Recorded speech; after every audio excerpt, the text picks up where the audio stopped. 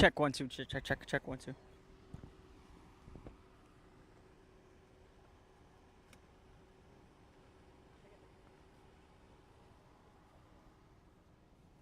Just when he gets here, I guess you want to. Oh.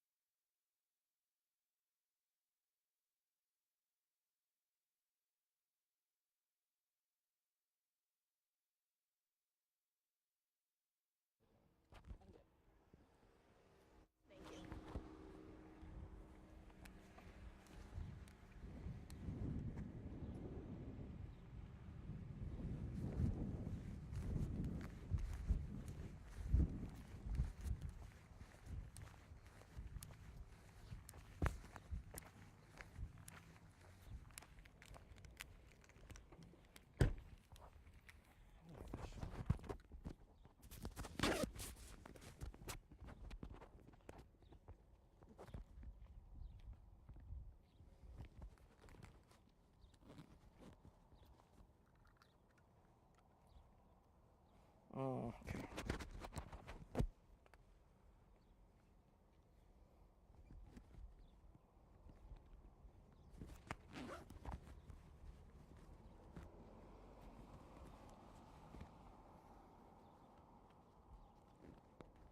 This one's ours. That's ours. Okay.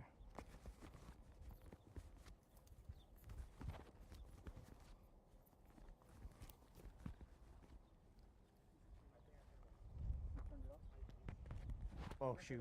Hey, ¿cómo está? Yes, sir. No sé cuál es. Es el grande. Ese mero. No, no, sí, está prendido. Okay. Gracias. Yes, sir.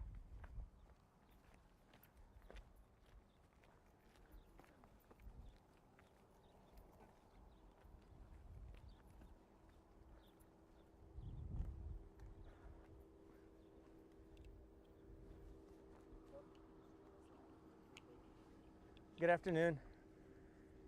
This afternoon we're giving an update on an unfortunate case we've been working on for the past 2 days.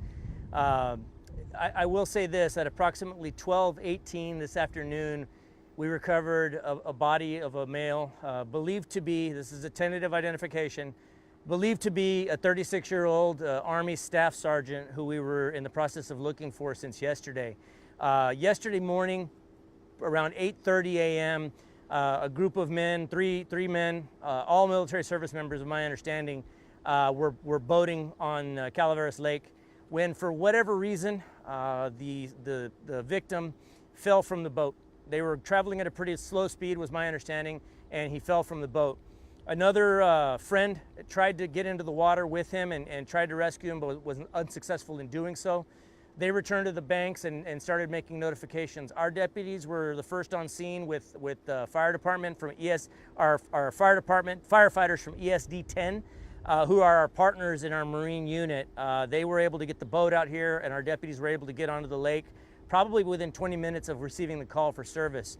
That boat is kept very close to here. We did literally an around-the-clock search since that time, in shifts, working in shifts.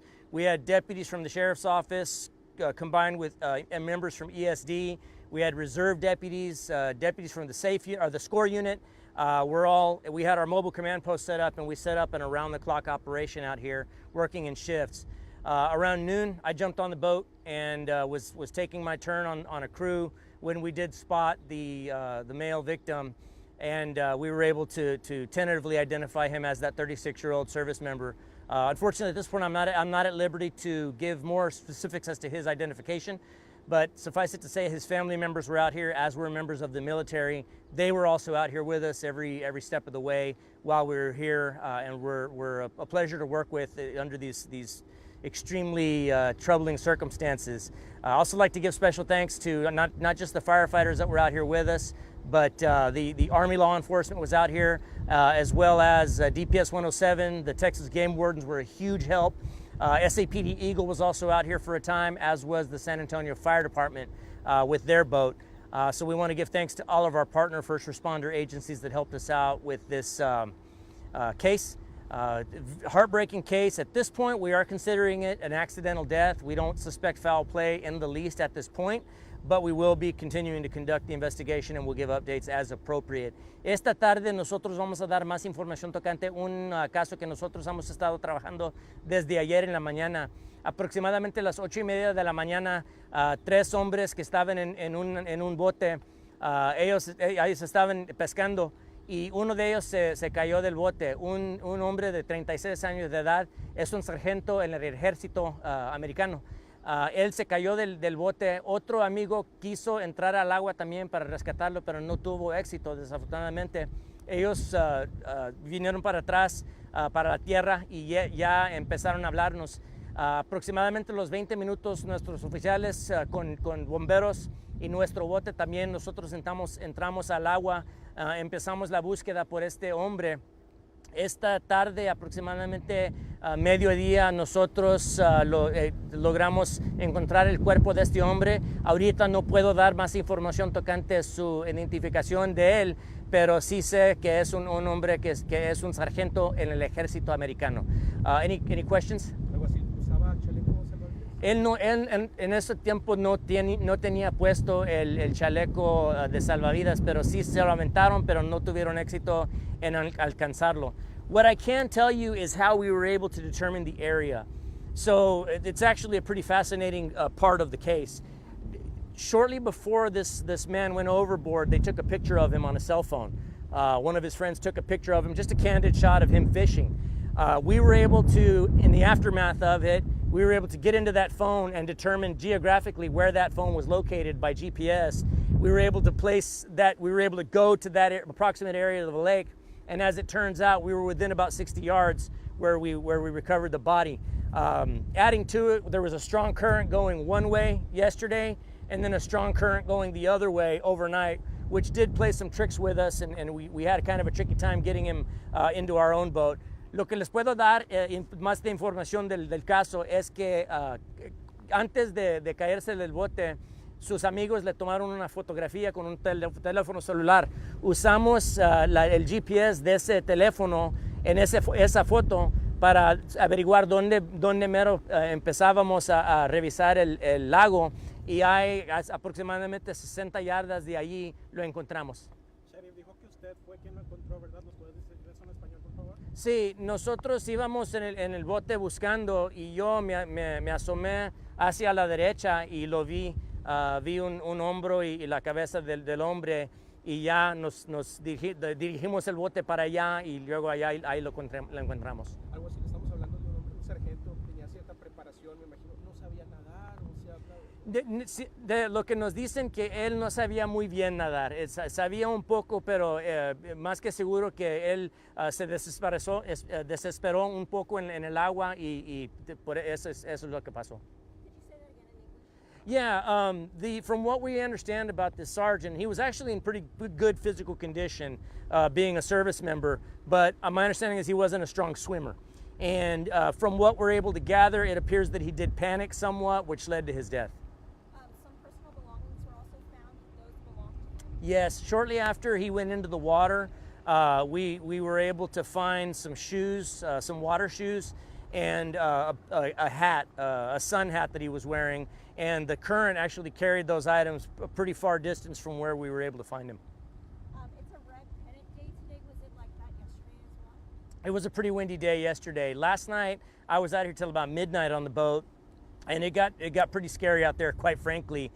We started, our sonar went dead, and so we came back to the bank around midnight. I jumped off at that point and was relieved by somebody else once we got our sonar back to working. But it's certainly scary enough out there when it's dark and windy, but so even more so when you're without instruments. And so we made the decision to take our time, recharge our equipment before getting back out there. You don't want to be boating blind out there in the dark. Do you think the wind contributed to him falling out of the boat? I don't know that it did. I think it was just for whatever reason. I don't know that it was that windy, but certainly whatever it was caused him to lose his footing. I know he's probably not an experienced boater. The boat, I believe, was rented, so I don't think any of them were particularly experienced boaters. So lasting measures for safety. I mean, I know the boat was going at a reasonable speed, but no life vest. Yeah. For our audience? No, absolutely. And the last thing I want to do is appear to be victim blaming, but I can tell you from a life safety perspective, the law simply states that you have to have enough life preservers on the boat for the number of occupants that you have.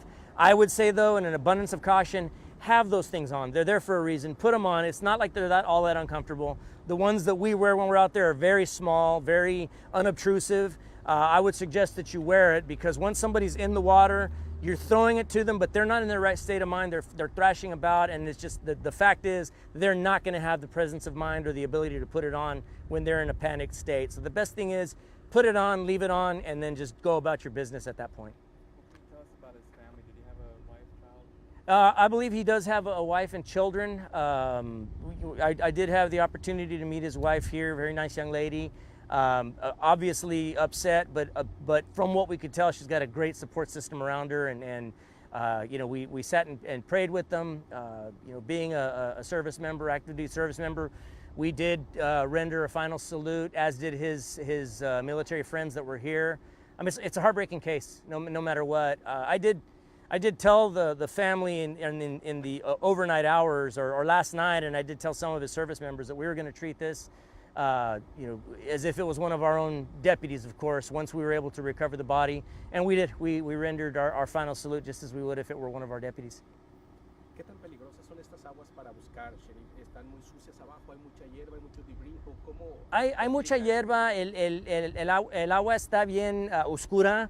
El agua oscuro y pues ya con el viento el agua se mueve mucho y no se puede ver muy hondo para dentro del agua. Aunque tengamos lentes especiales para ver, no podemos ver mucho dentro del agua. Por eso nosotros nos tomamos todo el cuidado que podemos y pues obviamente para nosotros esto no es lo que queríamos nosotros, pero nos da mucho gusto, mucho orgullo poder darle a la familia ya para que se concentren en lo que va a pasar después. ¿Me repite lo del chaleco en español, por favor? ¿Tenía chaleco la víctima? Sí, la ley dice solamente que tienen que tener chalecos de salvavidas, tantos como pasajeros que tengan, tienen que tener chaleco para cada persona. Pero la ley, por lo que yo he visto, no dice que tienen que tenerlo puesto. Pero nosotros les urgimos al público que si tienen esta herramienta en el bote, ya ponérsela y dejársela, porque ya cuando alguien cae al agua, ya no va a poder reaccionar como nosotros, ya cuando se desesperan. Es mejor si se ponen ese chaleco y se lo dejan puesto, ya para prepararse si llegan a caerse. Entonces no tenía chaleco. No lo tenía puesto, se lo aventaron, pero no tuvo éxito en juntarse con el chaleco al tiempo. Do you know where he was stationed at? I don't, sir. He's here locally, but I don't know beyond that. Okay, thank y'all so much.